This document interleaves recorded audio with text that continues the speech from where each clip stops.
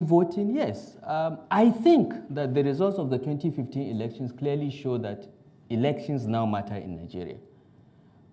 Electronic voting perhaps can enhance the process, but remember we just had elections in Kenya that were annulled because the server was proved to have been tampered with.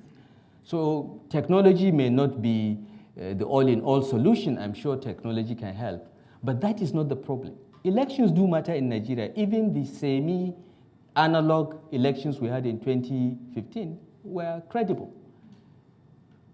The problem is those that we elect. Elections are like a beauty contest. The prettiest woman or the prettiest girl is not usually Miss World because she is probably in somebody's house as a wife. It is those that offer themselves that form the population that you choose from.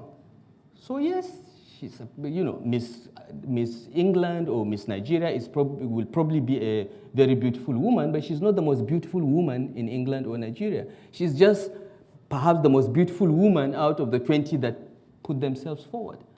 So unless you improve the quality of those that put themselves forward, whether elections matter or not will not result to better outcomes. This is my point. This is my appeal to Nigerians, particularly those in diaspora, to get off criticizing online and come back and be engaged in the political process. Your criticisms count for nothing. It is actual involvement, getting your hands dirty at shaping how political parties select candidates that will make Nigeria better. Not just the election itself. The election is just one. And we are past that stage. I think JGA's reforms have already ensured that elections in Nigeria are likely to continue to be free, fair, and credible. We can put more technology into it, but the key issue is who do we vote for?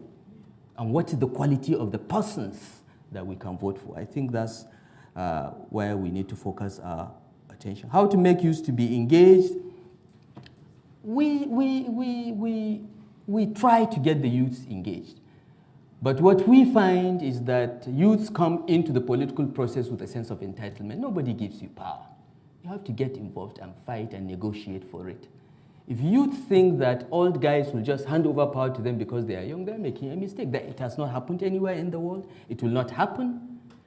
The issue is involvement and getting engaged and making contributions. Then you'll have the way. And I don't agree that youths cannot be voted for. The minimum age for contesting elections in Nigeria is 21.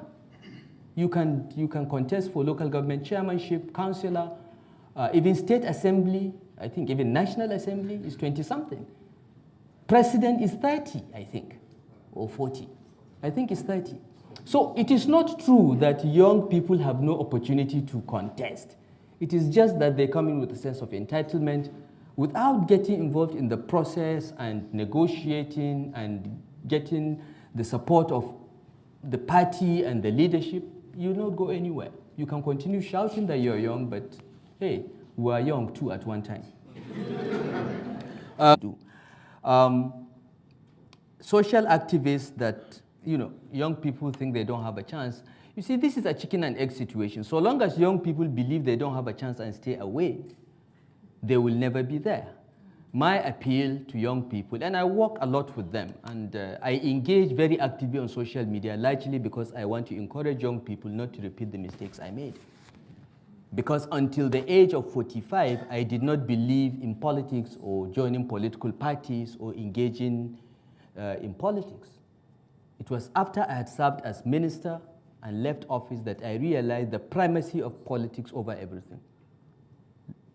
I say this again and again to all the young people I talk to. Politics trumps everything.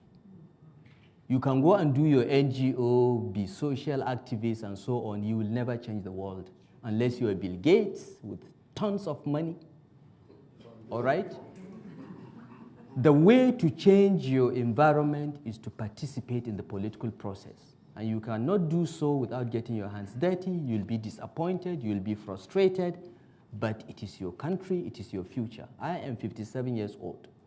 Maybe I have 2 more decades to live. Maybe 3 if I live very long. My family, yeah, Doesn't last long. Okay? But those of you that are in your 20s and 30s, in an age when medical technology is improving every day, some of you may live to be 100. You have 70 years of your life ahead of you. If you don't get involved now to change the future and shape it, will leave behind to you a nation that you don't like. The best example is here in the UK, Brexit. If the young people had come out in the numbers that they needed to vote for their future, maybe the Brexit outcome would have been different. And this is a warning to young people across the world, particularly in Nigeria. You are 80% of the population. Since the moment, get involved. It won't be easy. It will not be easy, but you don't have a choice. And you can be social activists, you can do all this, but at the end of the day, you must get involved in the political process at one level or another if you want to change and shape your future. There is no alternative. The platforms exist. There are no barriers to joining. The platforms exist, but they need to come in without any sense of entitlement and be ready to serve and work hard and be frustrated. But in the end, they will prevail because they have the numbers, they have the brains, they have the access to the technology. Many of us cannot switch on a PC. We are on our way out, but you have to come in to push us out, and you must.